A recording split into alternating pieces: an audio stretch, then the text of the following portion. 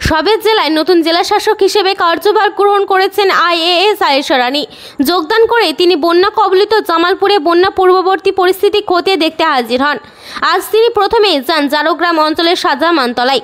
বন্যা পরিস্থিতি এই অঞ্চল বেশ ক্ষতিগ্রস্ত হয়। তার সঙ্গে ছিলেন অতিরিক্ত জেলা শাসক উন্নয়ন প্রসেনজিৎ দাস, সদর দক্ষিণ মহকুমা শাসক বুদ্ধদেব পান, বিধায়ক অলোক কুমার মাঝি, বিডিও পার্থসারথী দে, পঞ্চায়েত সমিতি সভাপতি পূর্ণিমা মালিক সহ ভূতনাথ মালিক, পূর্ত কর্মদক্ষ মেহমুদ খান, ব্লক কৃষি আধিকারিক সঞ্জিবুল ইসলাম, প্রধান নূরজাহান বিবি, পঞ্চায়েত সমিতির সদস্য আলাউদ্দিন শেখ সহ অন্যান্যরা।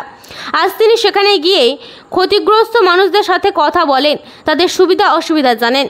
তিনি তাদের হাতে ত্রিপল, শুকনো খাবার ও পোশাক, যার মধ্যে ছিল শাড়ি, ধুতি, বাচ্চাদের পোশাক, পাজামা, পাঞ্জাবি, লুঙ্গি তুলে দেন।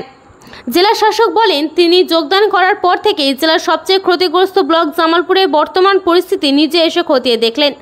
যাদের প্রয়োজন তাদের ত্রিপল সহ শুকনো খাবার ও পোশাক তুলে দেন। প্রতিনিধি মৃত্যুঞ্জয় দাসের report, MBS news. DM madam এসেছিলেন, আমাদের এসডিও ছিলেন,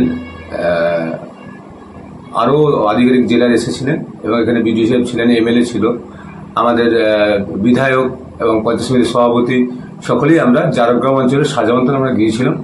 ওখানে আমরা তানের মাল কেমন দিচ্ছি ওটাকে ওনারা পরিদর্শন করলেন এবং কিছু কিছু মানুষের দরকার ছিল, তাদের কিছু খাবার, কিছু বস্ত্র, কিছু ত্রিপল তাদের হাতে তুলে দেওয়া হলো। এবং সেই ক্ষেত্রে ডিএম ম্যাডাম প্রত্যেক বাড়ি বাড়ি আপনারা দেখেছেন, দেখার পর নদী দেখেছেন এবং সার্বিক জায়গায় দেখে এবং ওখানে যেগুলো যা প্রয়োজন আছে সেগুলো উনি বললেন যেগুলো যা করার আমরা সেগুলো ব্যবস্থা নেব এবং আগামী এই পুজোর জন্য এবং কিছু খাবারও আমরা পাঠাবো, সেটা আমাদের ব্লক প্রশাসনের পক্ষ থেকে ডিএম ম্যাডাম বিডিও সাহেবকে বলেছেন।